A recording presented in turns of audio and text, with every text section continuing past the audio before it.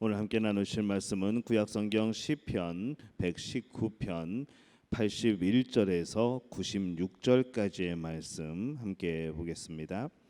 시편 119편 81절에서 96절까지의 말씀입니다.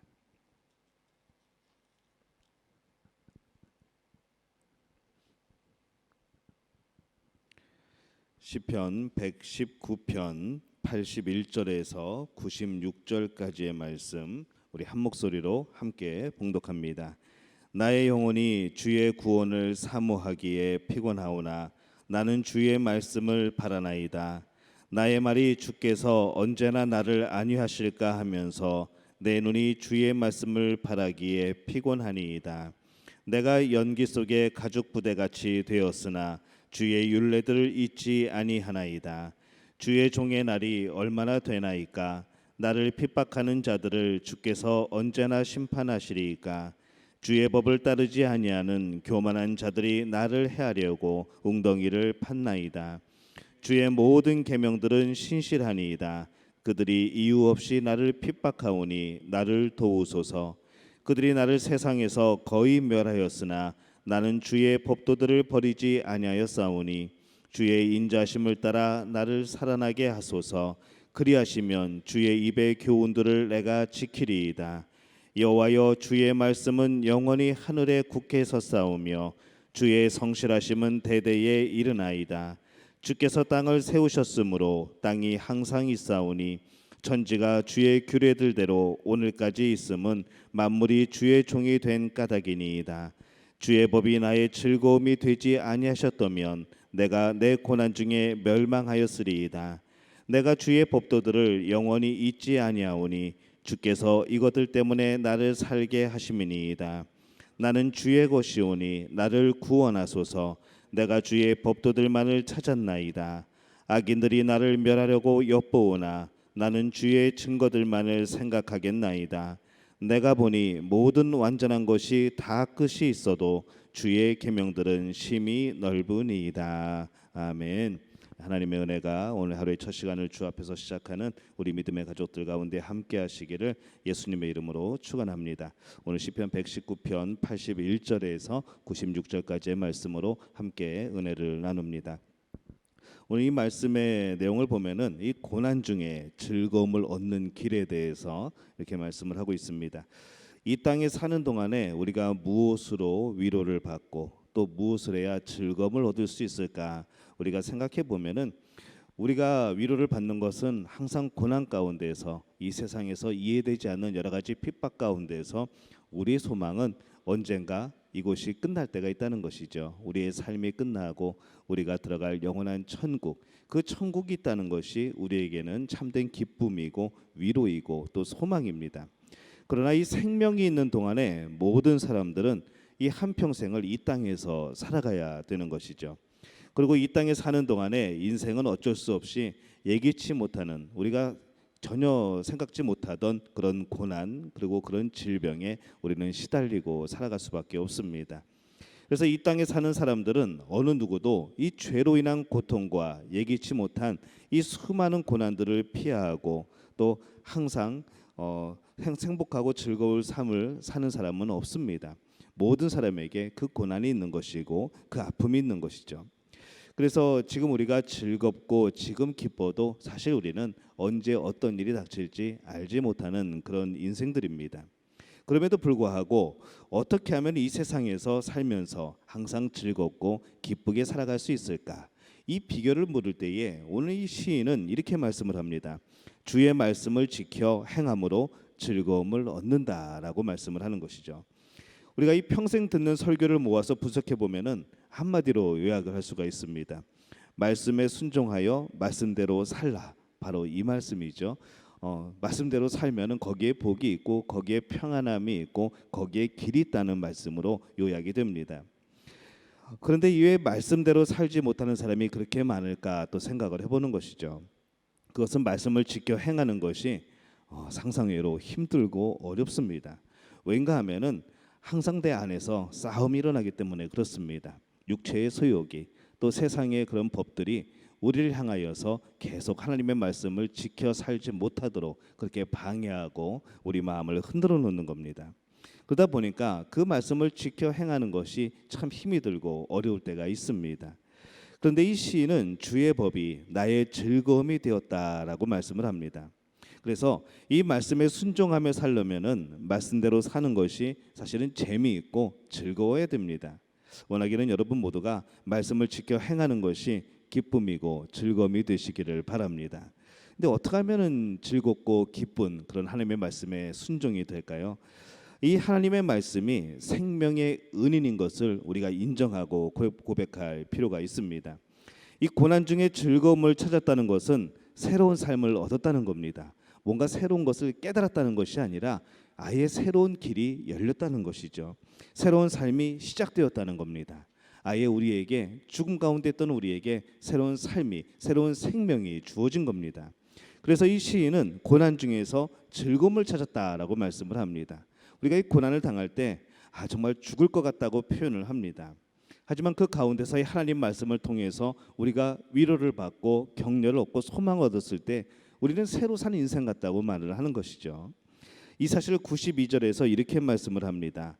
주의 법이 나의 즐거움이 되지 아니하였더라면 내가 내 고난 중에 멸망하였으리이다, 이렇게 고백을 합니다.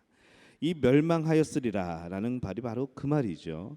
주의 법을 지켜감을 통하여서 즐거움을 얻었기 때문에 그 정말 죽을 것 같은 고통 속에서도 살 수 있었고, 그것은 곧 새로운 삶이었고 새 생명을 얻은 것과 같은 그러한 기쁨이었다는 겁니다.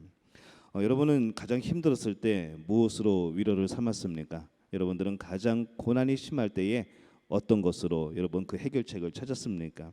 바로 하나님의 말씀이 우리에게 위로가 되었던 것이죠. 평소에는 느끼지 못했던 하나님의 말씀, 찬송가 가사 하나가 우리 마음에 꽂히고 그것이 우리의 눈물이 되고 그것이 소망이 되고 우리는 그 말씀 붙들고 우리는 그 찬송의 가사 붙들고 하나님 바라보고 그렇게 살지 않았습니까? 우리에게는 그 증거들이 있는 것이고 그 간증들이 넘쳐납니다.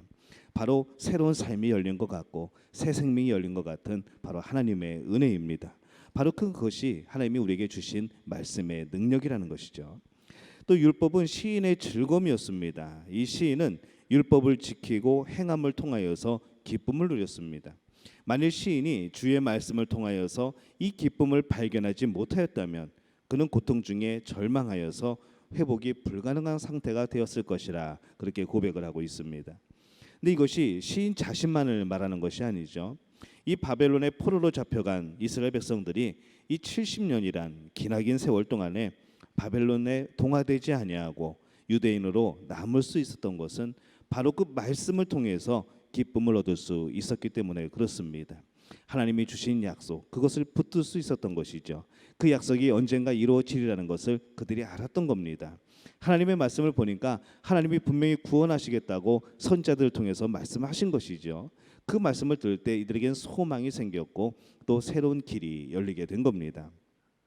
유대인들이 율법을 철저히 가르치고 생활에 실천하는 민족이 된 것은 이 바벨론의 포로에 끌려가면서부터입니다.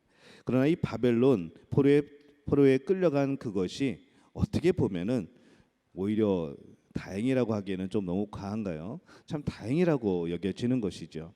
오히려 더 하나님을 찾을 수 있게 되었고 그 고난이 하나님을 등졌던 사람들이 하나님 앞으로 돌아오게 되는 그런 계기가 되었고 앞으로 우리가 하나님 말씀을 버리면 어떻게 된다는 것을 알게 되는 그러한 기회였기 때문에 그렇습니다. 근데 그 모든 상황들이 하나님의 역사심 속에 하나님의 그 손길 가운데 있었다는 것이 이들에게는 더욱더 평안이었고 이들에게는 즐거움이었고 기쁨이었던 것이죠. 67절에 보면은 이 사실을 고난당하기 전에는 내가 그릇 행하였더니 이제는 주의 말씀을 지킨다라는 그런 고백이 되었습니다. 이때부터 이스라엘 백성들은 하나님의 말씀을 철저히 배우고 실천하며 살아갑니다. 그 가운데 그 고난을 이겨낼 수 있는 소망이 생긴 겁니다. 반드시 구원의 길이 열린다는 것을 그들이 확신하게 된 것이죠. 그로부터 이 랍비가 유대인 사회에서 가장 존경받는 인물이 되어집니다. 그래서 우리가 신약성경 보면은 랍비들이 참 많이 등장을 합니다. 하나님의 말씀 그것을 바탕으로 또 여러 가지 책들을 편찬하게 되고 그들의 어록이 하나님의 말씀에 근거한 어록들이 또 우리 삶에 많은 지혜를 주게 되고, 그래서 이 랍비가 없어서는 안 될 존재들이 되어진 것이죠. 또 유대인들이 있는 곳에는 언제나 회당이 생겨났고 거기에 랍비를 모셔서 하나님의 말씀을 듣게 되는 그런 일들이 생겨나기 시작합니다. 그래서 이 유대 사회에 있어서 이 랍비가 없어진다는 것은 유대 사회가 제 기능을 발휘할 수 없는 그런 일이 되는 거나 마찬가지였던 것이죠. 유대 민족이 2000년의 고난의 역사 속에서 유대인으로 살아남을 수 있었던 것은 오직 하나님의 말씀을 가르치고 그것을 마음에 새기고 그것을 살아가는 바로 그런 가운데 주어지는 하나님의 놀라운 복이었습니다. 87절에 보면은 그들이 나를 세상에서 거의 멸하였으나 나는 주의 법도들을 버리지 아니하였사오니, 이렇게 말씀을 합니다. 우리는 유대인의 고난 속에, 그 고난의 역사 속에서 분명히 발견해야 될 것이 있습니다. 바로 고난은 그 백성들로 하여금 하나님의 말씀으로 돌아가게 하고 그 말씀은 그 백성으로 고난을 이기게 하는 힘이 된다는 것이죠. 우리가 이 세상 살아가면서 말씀 버리고 살아갈 수는 없습니다. 말씀을 버리고 고난을 이겨낼 수는 없습니다.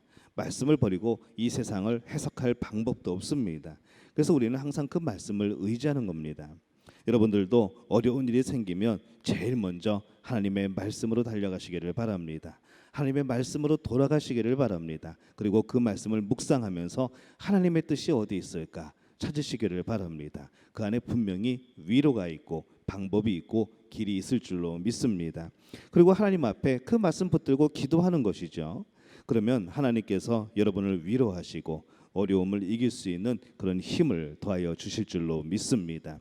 말씀은 능력입니다. 우리의 능력이 아니라 하나님의 능력입니다. 오늘 하나님의 말씀, 그 하나님의 능력을 힘입고 살아가는 우리 믿음의 가족들이 되시기를 예수님의 이름으로 축원합니다. 우리말 성경으로 오늘 말씀 한번 읽겠습니다. 내 영혼이 주의 구원을 바라다가 지쳤습니다. 그래도 나는 주의 말씀에 소망을 둡니다. 내 눈이 주의 말씀을 찾다가 흐려져서 말합니다. 주께서 언제 나를 위로하시겠습니까? 내가 비록 연기 속에 가죽 부대같이 됐어도 주의 율례는 잊지 않습니다. 주의 종의 날이 얼마나 더 남았습니까? 나를 괴롭히는 사람들을 주께서 언제 심판하시겠습니까? 주의 법을 따르지 않는 교만한 사람들이 나를 빠뜨리려고 함정을 파놓았습니다. 주의 모든 계명들은 진실합니다. 사람들이 이유 없이 나를 괴롭히고 있으니 나를 도우소서. 그들이 나를 땅에서 거의 없애버리려 했으나 내가 주의 교훈을 버리지 않았습니다. 주의 인자하심을 따라 나를 되살리소서. 그러면 내가 주의 입의 교훈을 지키겠습니다. 오 여호와여, 주의 말씀이 하늘에 영원히 서 있고 주의 신실하심은 온 세대에 걸쳐 있습니다.